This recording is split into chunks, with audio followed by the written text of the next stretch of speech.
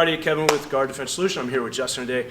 We're going to talk about a lot of our seminars for law enforcement is very fundamentals to try to get just control of another subject or defend yourself.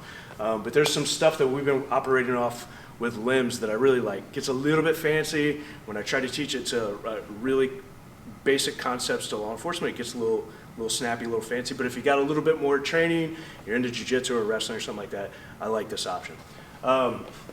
So we start talking about controlling the limbs and different options if somebody's coming at us. We're just going to come off this basic block that we do all the time. I like this block. I'm creating this framework, so I'm just stopping that charge motion or the punch motion or whatever. I'm stopping that motion.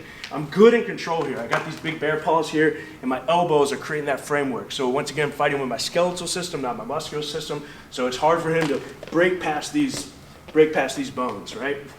So what I'm going to do is this hand that's got this grip, I'm going to slip it under, and I'm shoot all the way through, and I at the same time I cut this angle and slip out.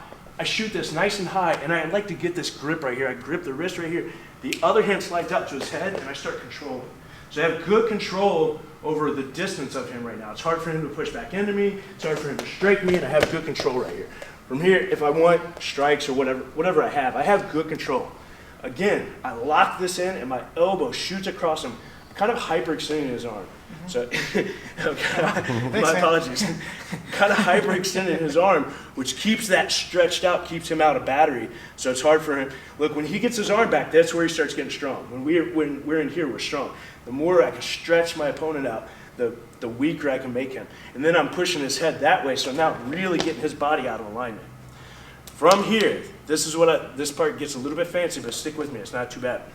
There's takedowns. I can just jerk him down to the ground, just kind of do kind of a snap down. He just falls to his face. That's not bad, and that's a good takedown option. But if I take his head, drive it to his right foot, and I kind of guide his head as I open the door and swim him down, I'm tucking him and spinning him and coming up into this position right here, right?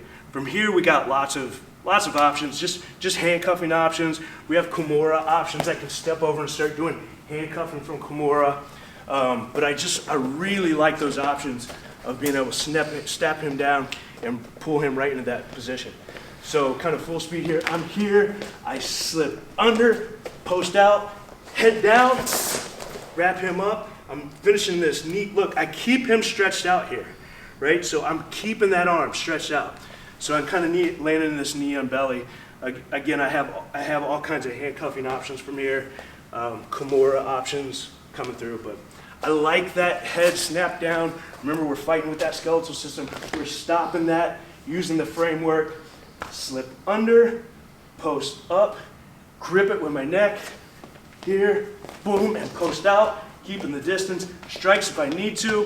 When I feel his weight come towards me, roll the head, knee on top, control the arm the whole time.